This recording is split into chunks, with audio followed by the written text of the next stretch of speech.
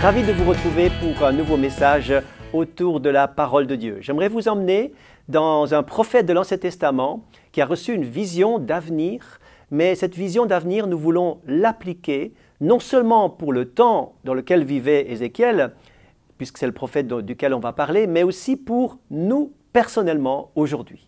Écoutez, Ézéchiel 37, « Il me ramena vers la porte de la maison, et voici de l'eau sortait sous le seuil de la maison, car la face de la maison était à l'orient, l'eau descendait sous le côté droit de la maison au midi de l'autel. Et voici de l'eau coulait du côté droit. Lorsque l'homme s'avança vers l'orient, il avait dans la main un cordeau, il mesura 1000 coudées et me fit traverser l'eau. J'avais de l'eau jusqu'aux chevilles. Il mesura encore 1000 coudées et me fit traverser l'eau et j'avais de l'eau jusqu'aux genoux. Il mesura encore 1000 coudées et me fit traverser, j'avais de l'eau jusqu'aux reins. Il mesura encore 1000 coudées, c'était un torrent que je ne pouvais traverser car l'eau était si profonde qu'il fallait y nager. C'était un torrent qu'on ne pouvait traverser. Il me dit, « As-tu vu, fils de l'homme ?» Et il me ramena au bord du torrent. Lorsque vous lirez la suite de ce merveilleux texte d'Ézéchiel 47, vous verrez que partout où passe le torrent, le fleuve, ce fleuve qui sort de la maison de Dieu, qui sort du temple, qui sort de la présence de Dieu, qui sort du cœur de Dieu, eh bien ce fleuve va ramener la vie partout où il passe. Et il va même se jeter dans la mer morte, d'après le texte, et cette mer va redevenir saine, puisqu'actuellement, il n'y a aucune vie dans cette mer. Appliquons quelques pensées à partir de cette prophétie, à partir de cette vision merveilleuse de ce fleuve de puissance, ce fleuve de vie, ce fleuve de l'amour de Dieu. Et Ézéchiel va donc être invité à rentrer dans ce fleuve. En effet, avant de réaliser des choses extraordinaires autour de lui, il faut que l'homme lui-même soit touché par le fleuve. Il faut que nous soyons d'accord d'abord d'être touchés dans notre être profond, dans notre vie tout entière, par le fleuve de la puissance et de la vie de Dieu, avant finalement que tout le reste soit touché par ce fleuve et par la grâce de Dieu, par la vie de Dieu. Nous sommes concernés nous-mêmes. Donc, Ézéchiel va rentrer dans ce fleuve puisque l'homme l'invite et mesure une distance, il aura de l'eau jusqu'aux chevilles. Qu'est-ce que ça peut bien vouloir dire, de l'eau jusqu'aux chevilles? Eh bien, Dieu aimerait toucher le fleuve de l'Esprit, la vie du Saint-Esprit, aimerait toucher notre marche avec Dieu. Marcher avec Dieu. La Bible dit, entre autres, que nous sommes invités, nous sommes appelés à marcher dans la lumière, dans la vérité, dans la sainteté. Nous sommes invités à marcher d'une manière digne du Seigneur. Nous ne devons pas marcher selon la chair, mais selon l'Esprit. Il y a beaucoup d'indications qui sont données afin que nous puissions vraiment marcher avec Dieu pour être conduits par lui. C'est merveilleux d'être conduits par le Seigneur. Le psaume nous dit « Je t'instruirai, je te conseillerai, j'aurai le regard sur toi, je te guiderai ». Le Seigneur promet dans tant et tant de textes de ne pas nous faire de soucis, mais c'est lui qui veut diriger et qui dirigera notre vie. Après autant d'années de vie chrétienne, je peux dire que c'est merveilleux d'être conduit par le fleuve de vie qui vient du trône de Dieu et qui se fait un plaisir de nous diriger selon ses principes et dans sa volonté. Ensuite, Ézéchiel va être invité à rentrer davantage dans la profondeur du fleuve et l'homme va mesurer encore 1000 coudées. L'eau va lui monter jusqu'aux genoux. Les genoux nous parlent peut-être, c'est une des explications, de la vie de prière. Quelle est la dimension de prière que nous avons? Il y a beaucoup de niveaux de prière, il y a beaucoup de dimensions de prière, il y a beaucoup d'expériences de prière. Et lorsque Jésus priait, les disciples trouvaient en lui une telle profondeur, une telle richesse, une telle emphase de prière, une telle puissance et une telle envergure de prière qu'ils disaient « Mais apprends-nous à prier parce que nous, on ne sait pas prier. » La prière conduite par le Saint-Esprit, c'est la prière que Dieu lui-même inspire dans nos cœurs. Ce n'est pas une prière qu'on fabrique nous-mêmes, mais c'est une prière que Dieu lui-même inspire et dépose sur nos cœurs. Et lorsque nous laissons le Saint-Esprit faire ce travail en nous mettant à part, en prenant le temps, afin qu'il nous conduise, afin qu'il nous dirige et nous inspire. Notre vie de prière va réellement transformer notre vie. Ce sera une joie de prier, ce sera un désir, un besoin, ce sera une soif de prière que le Seigneur lui-même vient mettre dans notre cœur. Allons plus loin. Ézéchiel va être invité à aller encore plus loin. Et l'eau va lui monter ensuite jusqu'aux reins.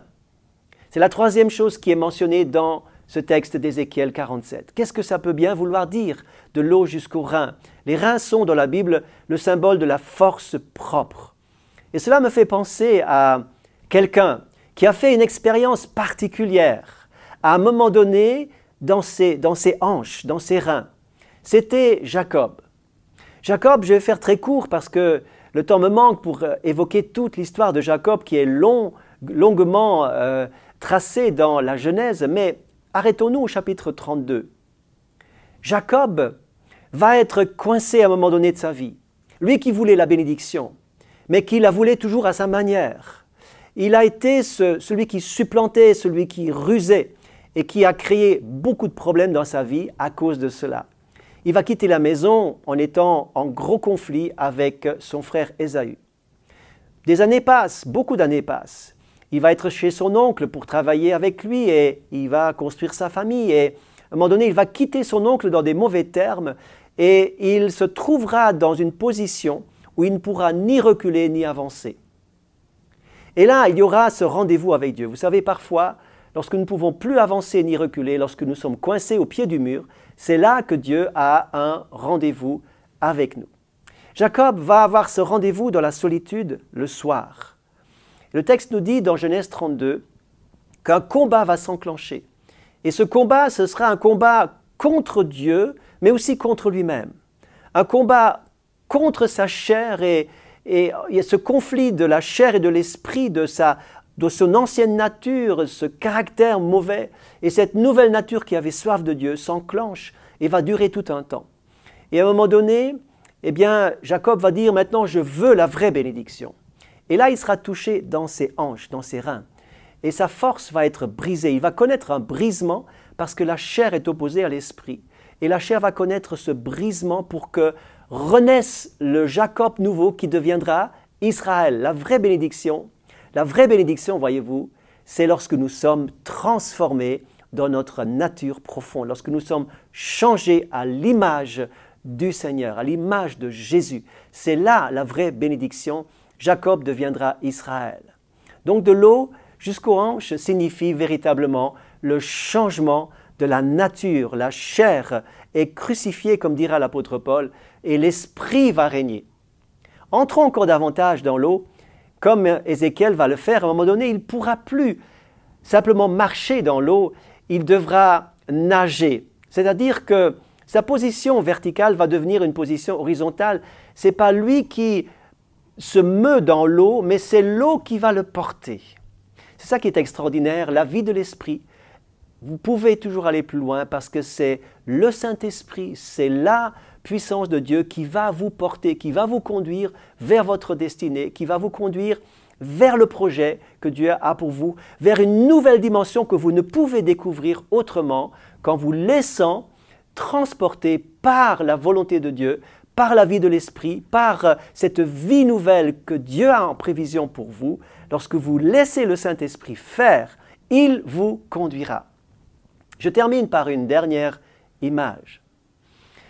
Sur le côté de l'Atlantique, il y a des marées hautes et des marées basses qui sont assez fortes. Et lorsque la marée est basse, tous les bateaux qui sont à quai, parfois dans certaines régions, eh bien, elles s'enfoncent dans la vase. Et ces bateaux deviennent immobiles. Les lourdes charges sont enfoncées profondément dans la vase, mais quelque chose d'extraordinaire va se produire lorsque l'eau monte. Lorsque la marée est là, eh bien, les bateaux sont libérés.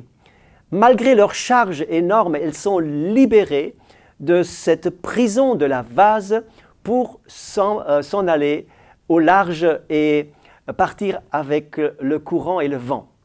Et je voudrais terminer par cette image en disant, quelle que soit la charge de votre vie, quel que soit le fardeau, quel que soit le poids, quel que soit finalement les choses qui vous emprisonnent, laissez la vie de l'Esprit régner dans votre vie. Invitez le Saint-Esprit à prendre le dessus, laissez l'eau monter, laissez la puissance de Dieu venir, invitez-la maintenant même que je vous parle, invitez le Saint-Esprit à prendre davantage de place. C'est lui qui vous conduira, qui vous libérera et c'est lui qui vous emmènera au large vers votre destinée. Soyez richement bénis, le Seigneur vous invite à rentrer dans le fleuve de sa puissance, de sa grâce, de son amour et de sa révélation. Soyez touchés dans vos chevilles, dans vos genoux, dans vos reins et dans votre vie tout entière. Que Dieu vous bénisse et au plaisir de se revoir bientôt.